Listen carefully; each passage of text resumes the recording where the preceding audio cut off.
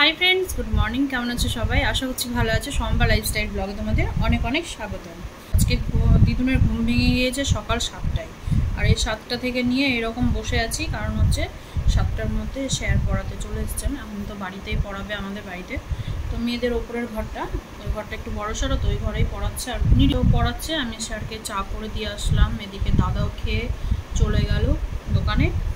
আর এখন আমি এই যে দিদুনকে খাইয়ে দিয়েছি একটু, ঠিক আছে। ওয়াক করছিল, তখন ছেড়ে দিয়েছি, অল্প একটু দুধগুলো খাইয়েছি। যেই দেখছি ওয়াক করে করতে এসছে, তখনই ব্যাস বন্ধ করে দিয়েছি। তো একটু খাইয়ে দিলাম। সকালে ওর মা খাওয়াতে গেল তো খেলো না। তো এখন দোলনাতে দেবো, দিয়ে হচ্ছে একটু জোরে জোরে দোল দেবো। যদি ঘুমাই তাহলে আমি বাসনটা ধুতে পারবো। এরকমই শুয়ে দিয়ে শুধু ঘরটা ঝাড় দিয়েছি, তাও ফ্যান চলছিল, এভাবেই ঝাড় দিয়েছি। ফ্যান অফ করা আছে না, দাদুর কাছে থাকছে না, দাদুর কাছে গিয়ে বড্ড জ্বালাচ্ছে। আর হচ্ছে আমি না, যখন 7:30 না 8:45 বাজে, তখন আমি গিয়েছিলাম একটু বাজারে সবজি আনতে। সবজিও নিয়ে এসেছি, চিংড়ি মাছ নিয়ে এসেছি, হচ্ছে একটু চিকেন নিয়ে এসেছি। তো চিকেনের এই যে রেসিপিগুলো না করা হয় না, জানো। ফ্রিজে এনে রেখে দিলাম, ফ্রিজে, তাহলে যখন ইচ্ছা হবে বা যেটা রেসিপি করার ইচ্ছা হবে অল্প অল্প করে বের করে করা যাবে। কত আদর করছে। আজকেও ঘন হয়ে কালো মেঘ উঠেছিল, পুরো বাড়ি ঘর দেখছি কি, তখন 6টা বাজে, দেখছি পুরো বাড়ি অন্ধকার হয়ে গেল, কিন্তু আবার কোন দিকে মেঘ উঠে আবার রোদ উঠে গেল। তো এখন হচ্ছে ওই যে দিদুনকে ঘুম দেবো। আর মাছগুলো, চিংড়ি মাছগুলো না আমি ছাড়িয়ে দিতে চেয়েছিল বাজারে, তো আমি বললাম না, আমাকে তাড়াতাড়ি দেন, আমি বাড়ি গিয়ে ছাড়িয়ে নেবো, কারণ বেকার ওখানেও দাঁড়িয়ে থাকবো। আর ওরা না মানে ধরতে গেলে অর্ধেকটাই ফেলেই দেয়, ওই জন্য ভাবলাম যে না, বাড়িতে নিয়ে এসে নিজের ইচ্ছা মতো করে ছাড়াবো। আর সুতোগুলোও ঠিক করে বের করে না। চিংড়ি মাছের যে বড় সাদা চিংড়িগুলো হয়, চিংড়ি মাছের পিঠে যে সুতোটা থাকে না, ওই সুতোটা না ফেলে না ঠিক মতো, থেকে যায়, আবার এনে আমাকে বাড়িতে বাঁচতে হয়। ওই জন্য ভেবেছি বাড়িতে নিয়ে গিয়েই বাঁচব।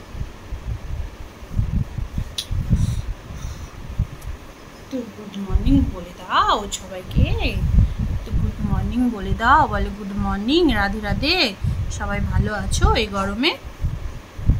দাদু ফোন করেছে গো। এই যে আমার ব্রেকফাস্টের শেক, এটা এখন খাবো, আর দিদুন দেখবে।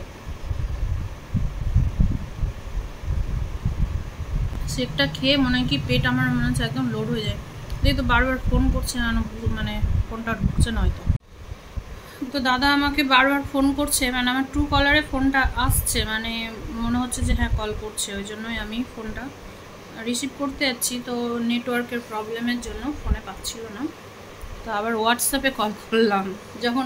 যখন দেখবে যে নেটওয়ার্ক প্রবলেম হচ্ছে, মানে ফোন কলে ফোন টোন লাগছে না, তখন হোয়াটসঅ্যাপে কল করলে না দেখবে ফোনটা মানে রিসিভ করা যায়। কিন্তু ফোন কলে রিসিভ করা যাবে না যখন নেটওয়ার্ক প্রবলেম থাকবে। তো যাই হোক, এখন আমি দিদুনকে ঘুম দেওয়ার চেষ্টা করব। 10টা বাজতে চললো, প্রচুর বাসন জমে আছে, কখন যে বাসনগুলো ধোয়া হবে আর কখন আমি রান্নাটা বসাবো। এই করে করে আমার না, আমি কোনো ঠিক মতো আমি ব্লগই করতে পারি না এই দিদুনের জন্য। ও ঘুমাবে, চোখগুলো ছোট হয়ে গেছে দেখো, ঘুমাবে ঘুমাবে ঘুমাবে ঘুমাবে। তো দিদুন এই যে ঘুমিয়ে পড়েছে, অতি কষ্টে ঘুম দিলাম, একদম গভীর ঘুমে আছে মনে হচ্ছে। তো যাই বাসনটা ধুয়ে ফেলি, দিয়ে রান্নাটা বসায় আস্তে আস্তে। সকালে ঘুম থেকে উঠলেই খাওয়া দাওয়ার চিন্তা, কি রান্না হবে, কে কি সকালে খাবে, দুপুরে কি রান্না করব, কি খাওয়া দাওয়া হবে, এগুলো সব চিন্তা ভাবনা চলতেই থাকে। এই হচ্ছে আমার রান্নার জায়গার অবস্থা। তো এখন বাসন ধোবো। আর এখানে এই যে সবজি, টাটকা পুঁই ডাঁটা পেয়েছি আজকে বাড়ির একদম, আর কাকিমা বিক্রি করছিলেন।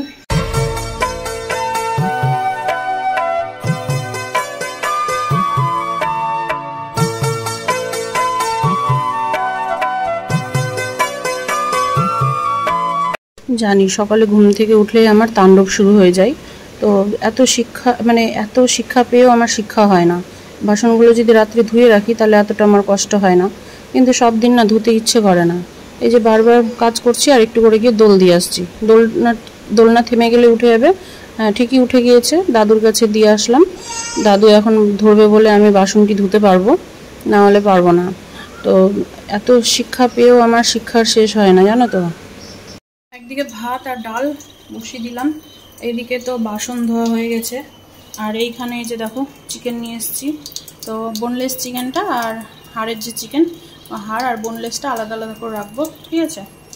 আর এখানে এই যে সবজি, এই যে চিংড়ি মাছটা বাছবো। চিংড়ি মাছটা না খুব ফ্রেশ পাইনি আমি, তো একটু কাঁঠালে দেবো।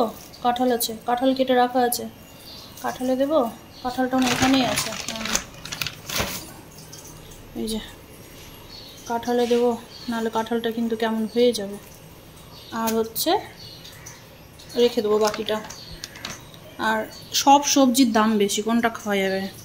ঝিঙে 60 টাকা কিলো, বেগুন 60 টাকা কিলো, টমেটো 60 টাকা কিলো। তো হচ্ছে পুঁই ডাঁটাটা একদম ফ্রেশ পেয়েছি, বাড়ির টাটকা। তো মাছের মাথা আছে, একদিন মাছের মাথা দিয়ে পুঁই ডাঁটা দিয়ে করবো রান্না, দিয়ে কালকেই করতে পারি। আর বেগুন আমি দেখো 60 টাকা কিলো, তো 500 নিয়ে এসেছি, বেশি আনিনি। পটলটা 40 করছিল, 35 দিয়ে নিয়ে এসেছি 1 কিলো। এই বাজার, আরও কিছু বাজার করতাম কিন্তু যে দাম জিনিসের নিয়ে নি আর। তারপরে যে শশার দামও বেশি। এই শশাটা মনে হয় না আমি ঠকে গিয়েছি, এই শশাটা মনে হচ্ছে একটু মিস চলে এসছে।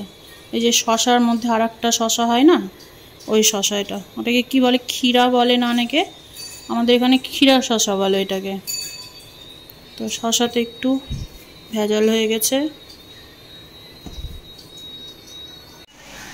এইসবে স্নান হলো সকাল থেকে, আর বলো না, মাথা খারাপ হয়ে যাওয়ার মতো অবস্থা। আর এক হাতে সব কিছু করা দিদুনকে, তো 11টা বাজলো, তারপরে দিদুনকে আমি ছাড়তে পারলাম, ওর মা আসলো তারপরে। তো যাই হোক, তারপরে ওই যে অতগুলো চিংড়ি মাছ, 500 মতো চিংড়ি মাছ নিয়ে এসেছিলাম। আমি কোনো ভিডিওই করতে পারিনি, খুব তাড়াহুড়ো করছিলাম। আর আজকে অনেকটা দেরিও হয়ে গেছে, যদিও ভাগ্যিস কাঁঠালটা কাটা ছিল, আর না হলে আরও দেরি হতো। 500 গ্রাম মতো চিংড়ি মাছ নিয়ে এসেছিলাম, সেই চিংড়ি মাছে নয় সুতো বের করতে আমার মাথা খারাপ হয়ে যায়।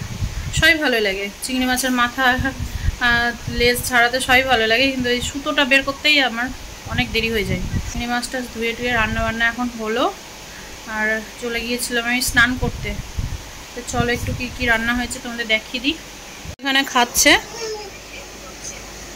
আজকে ডাল ভাল লাগছে খেতে, মুসুর ডাল আর মটর ডাল একটু একটু ছিল, ওটাই মিক্স করে দিয়েছি। আর কাঁঠাল চিংড়িটা কেমন হয়েছে? ও রাত্রেরও নিয়ে নিলি? এই যে এখানে ডাল সবার খাওয়া হয়ে গিয়েছে মোটামুটি। আর এখানে জুথি আবার পাঁপড়টা পরে ভাজলো, এই পাঁপড় খেতে আমার একদম বাজে লাগে, আমি খাবো না। আর এটা হচ্ছে ওর বাবার জন্য, ওর বাবা ডাল আর পাঁপড় ভাজা, চিংড়ি মাছ ভেজে দিয়েছিলাম 4 পিস, ওইটা দিয়ে খেয়ে নিয়েছে। এখানে হচ্ছে কাঁঠাল চিংড়ি মাছ পাবেই না তোমরা দেখতে, কারণ হচ্ছে দুবেলার চিংড়ি মাছ এখানে দুটো দুটো করে করা আছে, ঠিক আছে। যে না হলে না কি বলো তো, মানে 500 চিংড়ি একদিনেই লেগে যাবে যদি ভালোভাবে খাওয়া যায়, কিন্তু দামও তো অনেক না। আবার রাত্রে খেতে হবে না।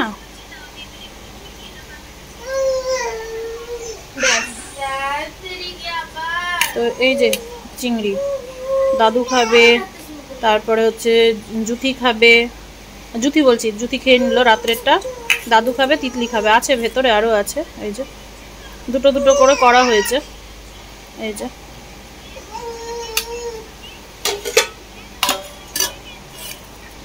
বললে না বিশ্বাসই করবে না তোমরা, হাসবে সবাই। আমি মোটামুটি প্রায় 700 টাকার বাজারই করে নিয়ে এসেছি, ঠিক আছে। কি করে হচ্ছে তোমাদেরকে বলি। কি হলো, আসো আমার কাছে আসো। আমি ওই যে চিকেন নিয়ে এসেছিলাম, চিকেনে লাগলো 320 টাকা। আর চিংড়ি মাছটা এখানে একটু বেশি আছে 500, তো 250 টাকা, মানে 500-র একটু বেশি, 500 গ্রামের একটু বেশি বললো কি। আর এই কয়টা আমি নিয়ে কি করে, চুল টেনে মুখে ভরে দিচ্ছে দেখছো। এই কয়টা নিয়ে গিয়ে আমি কি করব, নিয়ে নেন দিদি, তারপর দিয়ে দেন তাহলে। 250 টাকা চিংড়ি মাছ ছিল।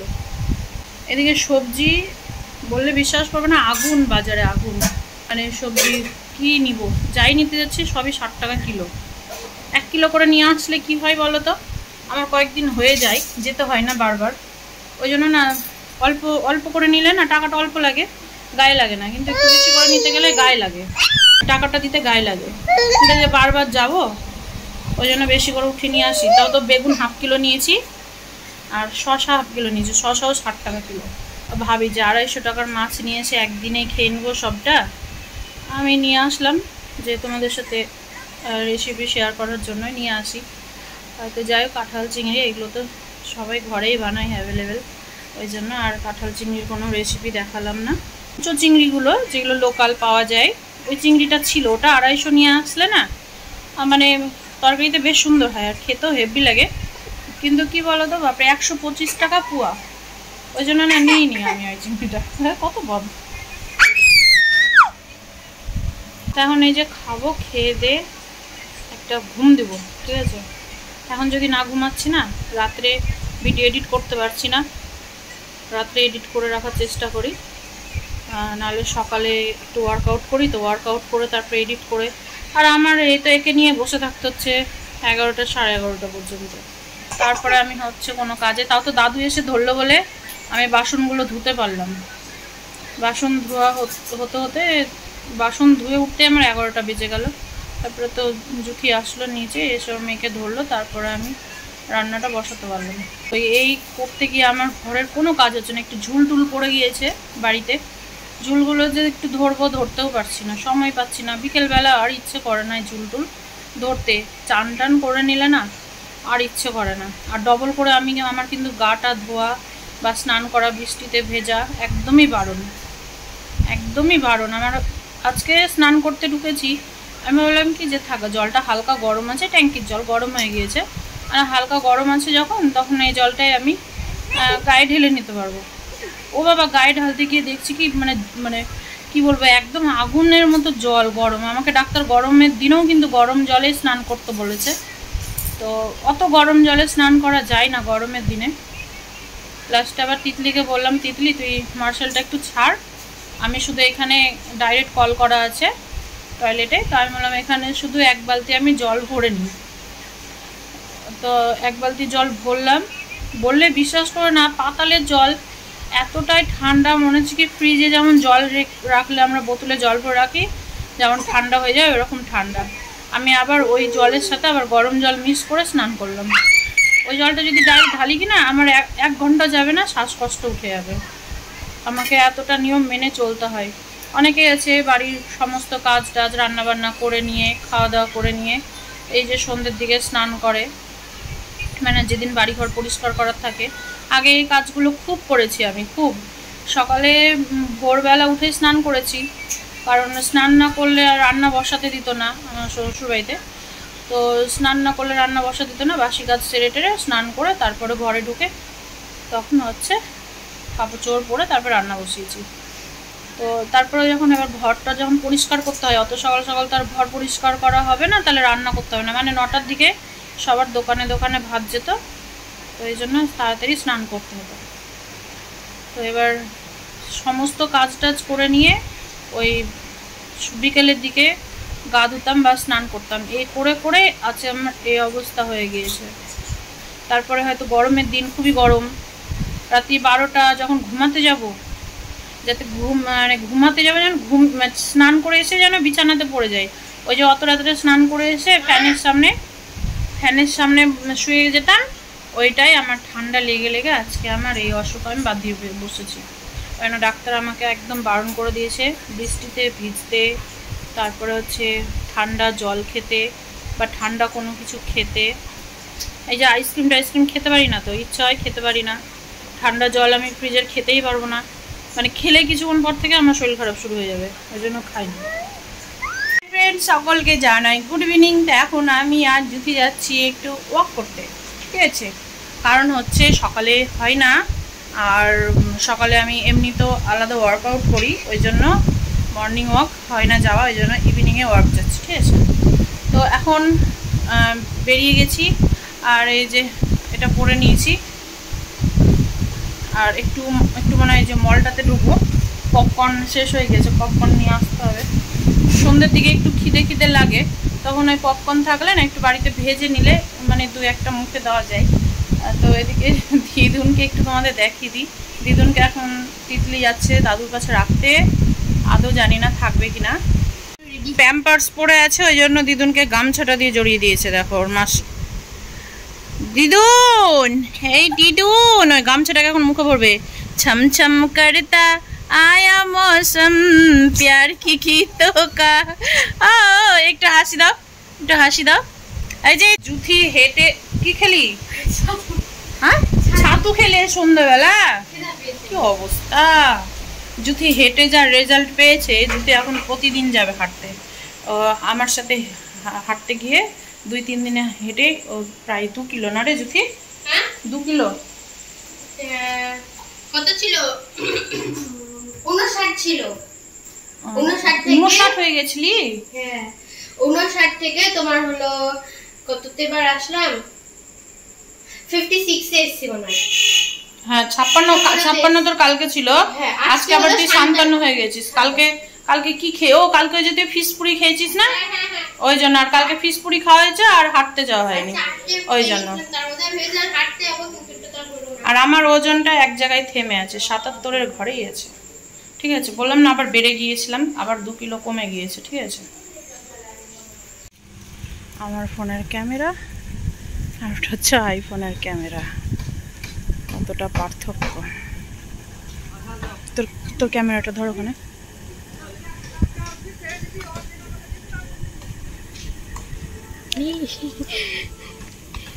কতটা পার্থক্য দেখো আইফোনের ক্যামেরা আর আমার ফোনের ক্যামেরা। এই যে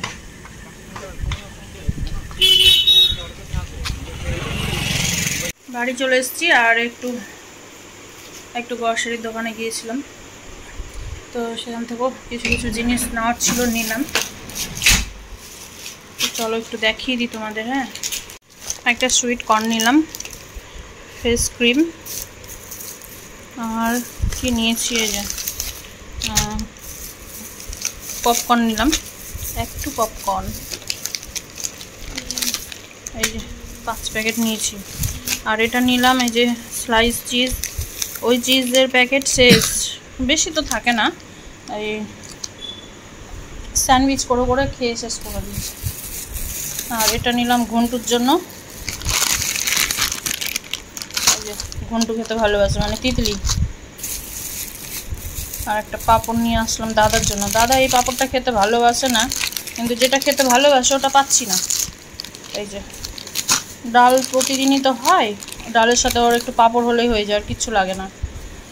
আর দিদুনকে আমি ঢেকে দিয়েছি, প্যাম্পার্স পরে আছে ওই জন্য এটা দিয়ে ঢেকে দিয়েছি। দেখো এই দিদুন, দিদুন তুমি কি করছো?